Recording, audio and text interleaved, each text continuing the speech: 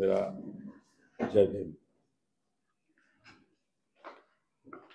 आज हम लोग बक्सर में आए हैं। बहुजन समाज पार्टी की तरफ से कुछ सवाल है कि ये डबल इंजन की जो सरकार है, अभी कुछ दिन पहले माननीय मुख्यमंत्री जी आए थे यहाँ और उन्होंने बहुत सारी बातें कही बक्सर के बारे में, बहुत सारी योजनाओं का उद्घाटन, शिलान्यास की बात उन्होंने की। लेकिन हम अपने बक्सर के लोगों से पूछे कि भाई, माननीय मुख्यमंत्री जी ने इतनी बड़ी बड़ी घोषणाएं की, उद्घाटन किया, आपको कुछ मिला? बक्सर के लोगों को हमें कुछ मिला? मैं भी बक्सर का वासी हूँ, लेकिन तमाम बक्सर के इलाकों में घुसने के बाद, घूमने के बाद ऐसा लगा कि हमें ठगा गया है। मुख्यमंत्री जी हूँ या मुख्यमंत्री जी के पदाधिकारी हूँ, हमारे बक्सर के लोगों को इन्होंने ठगने का काम किया। यहाँ बंद बोतल में जो पुरानी शराबें हैं वो हमें सर्व कर दिया गया, वो भेज दिया गया कि आखिर क्यों बक्सर में जो आपने घोषणाएं की, आर्सेनिक युक्त पानी देने की वादा, ये आज का है? 2012 में आपने घोषणा की थी और 2025 में भी आप उसकी पूर्ति नहीं कर पाए। अब इस डबल इंजन की सरकार को कितना समय चाहिए? डबल इंजन सरकार को और कितना टाइम चाहिए? 2012 में आके आपने कहा कि बक्सर के लोगों का, यहाँ का पानी का ये खराब है जिससे बीमारियां यहाँ फैल रही है, हम आर्सेनिक युक्त पानी देंगे, और 2025 में भी आप उसको नहीं दे पाए। ऐसे ही आके आप उद्घाटन करके चले जा रहे हैं। ये क्या तमाशा है? आप कब तक हमको ठगेंगे?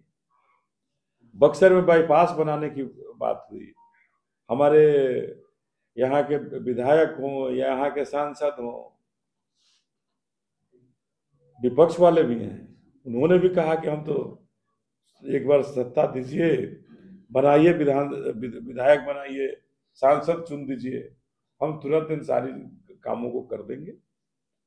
लेकिन अब समय हो गया, 6 महीना से ज्यादा सांसद को हो गया, न किसी जगह उनका कहीं शिलान्यास कर पाए, न कहीं उद्घाटन की बात हुई किसी। आज तक बक्सर पे जो इटाढ़ी गुमटी पर रेलवे ब्रिज बन रहा है, चौसा में बन रहा है, कब बनेगा? कहाँ गए हमारे सांसद महोदय? उन्होंने कहा कि हमको सांसद बनाइए और हम तुरंत सारा कुछ, हम जानते हैं कैसे होता है, हम पूरा कर देंगे। और सांसद बनने के बाद बक्सर से गायब हैं, भोज खाने आते हैं, बक्सर की विकास की चर्चा नहीं करते। हम कहना चाहते हैं कि आखिर पक्ष जो कहता है, जो डबल इंजन की सरकार है, डबल इंजन जिसका फेल है, दोनों इंजन जिसका फेल हो, और वो हमारे बक्सर को ठग रहा हो, तो हम कब तक ये बर्दाश्त करेंगे? हमारे बक्सर के लोग पूछना चाहते हैं कि प्रधानमंत्री आवास योजना से जो हमारे लोगों को, जमीनहीन जो थे, जिनके पास जमीन नहीं थी, उन्हें जो आवास मिलना था, क्यों नहीं मिला?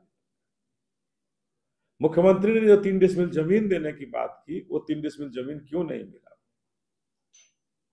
यहाँ के जो दलित छात्रों के रहने के लिए जो छात्रावास था, उस छात्रावास को खाली कराने की बात क्यों हो रही? दलित छात्रों का छात्रवृत्ति क्यों बंद हो गई?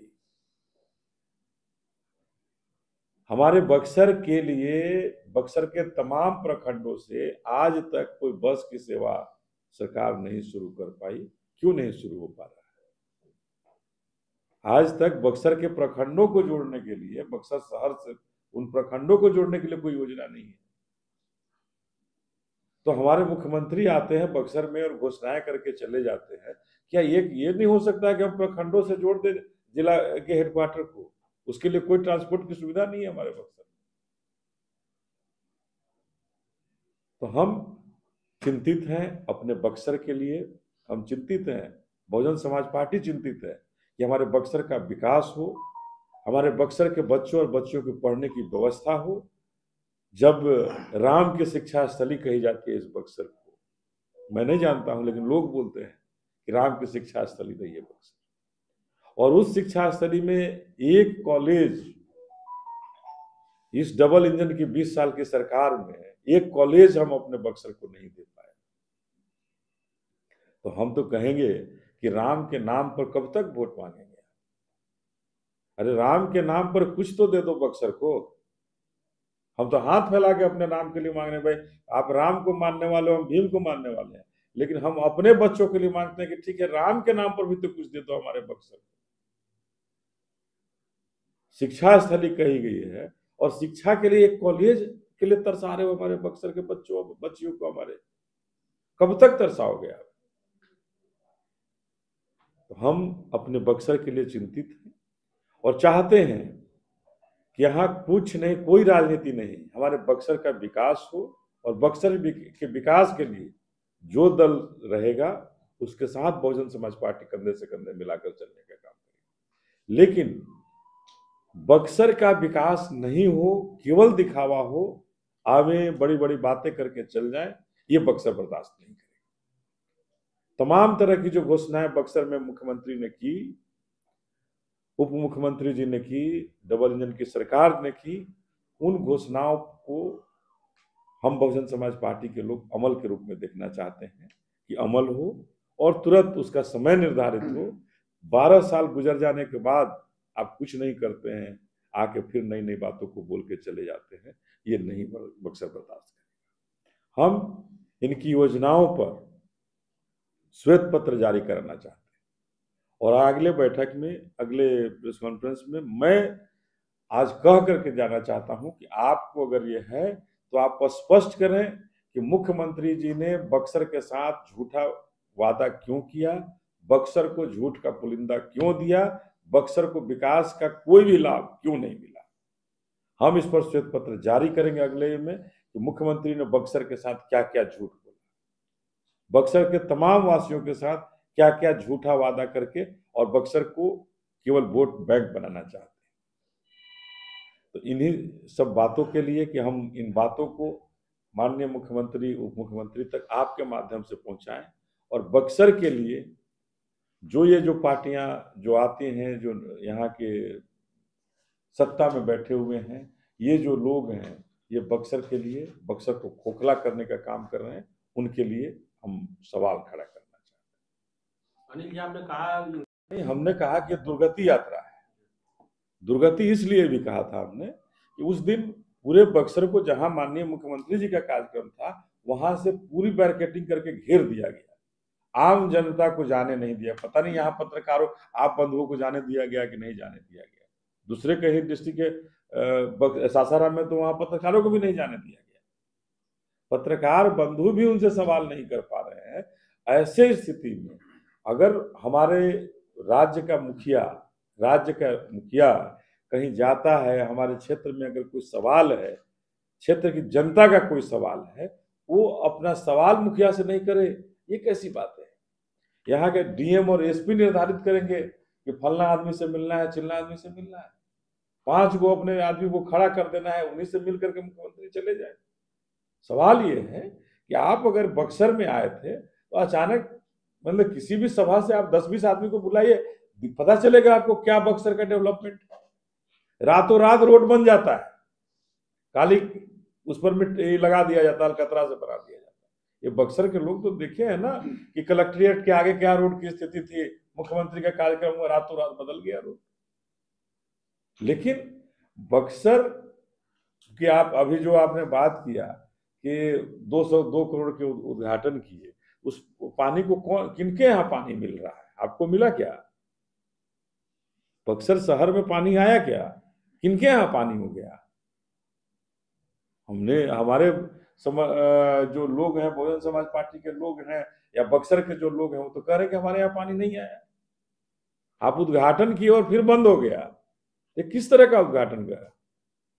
मुख्यमंत्री जब अपने यात्रा पर पहुंचे थे, उन्होंने कई सारी योजनाओं को स्वीकृति दी है, कई सारी योजनाओं का उन्होंने घोषणा किया, तो पोस्टर वार भी शुरू हुआ। यहाँ पर श्रेय लेने की होड़ मच गई। मिथिलेश तिवारी का कहना है कि मेरे प्रयासों से ज्योति चौक वाला रोड जो है 2 लेन बनने जा रहा है।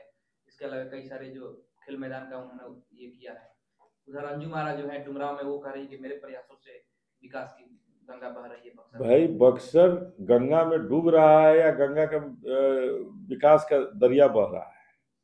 ये हमारा सवाल तो भी यही है ना कि बक्सर में एक स्टेडियम का निर्माण तो आप करा नहीं सके। 20 साल के शासन में, ये मिथिलेश तिवारी जी से पूछिए, ये अंजू महाराज जी से पूछिए कि 20 साल के शासन में आपकी डबल इंजन की सरकार है साहब, बक्सर को आप बच्चों को खेलने के लिए क्या एक स्टेडियम दिया? सबसे ज्यादा हमारे बाबा साहब ने कहा कि शिक्षा ही वो शेरनी का दूध है जो पिएगा वही है। आज तक बक्सर के लिए कॉलेज साहब आप नहीं दे पा रहे हैं। हमारी आबादी इतनी बढ़ी, बच्चियों के लिए कॉलेज नहीं, बच्चों के लिए कोई कॉलेज नहीं दे पा रहे हैं। क्या बात करते हैं विकास का? कौन सा पैमाना है विकास का? तो हमारा सवाल यह है कि आप सब लोग पीठ थपथपा लीजिए, लेकिन बक्सर को क्या मिला? हम लोग तो ठगे गए। आप उद्घाटन करते हैं, बड़ी बड़ी घोषणाएं करके चले जाते हैं, चुनाव आ गया, बड़ी बड़ी घोषणाएं करके चले गए। तो हम तो ये जानना चाहते हैं कि जो आप 2015 के चुनाव के पहले आप आकर कह के गए, वो 2025 में नहीं पूरा हुआ, इसके लिए आप क्या करना चाहते हैं? 2015 के पहले भी आपने घोषणा की थी ना।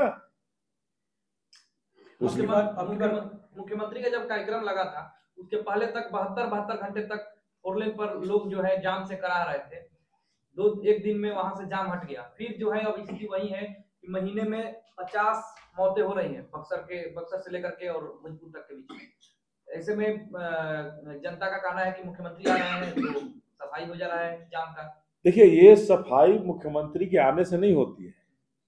ये सफाई जो है, ये आप सभी बंधु जानते हैं, मीडिया बंधु सभी जानते हैं कि ये जो योजना है ट्रकों से अवैध वसूली कौन कर रहा है?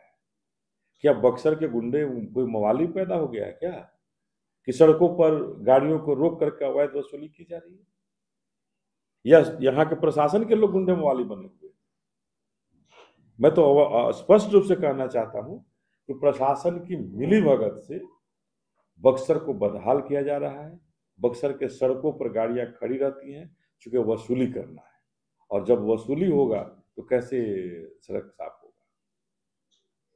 अनिल जी, आपको लग रहा है कि विपक्ष स्थिर हो गया है? विपक्ष के पास अब कोई मुद्दा नहीं बचा है? भाई चोर चोर मौसेरे भाई हैं, कैसे उनके पास मुद्दा होगा? दोनों वही हैं, दोनों लूटने वाले हैं।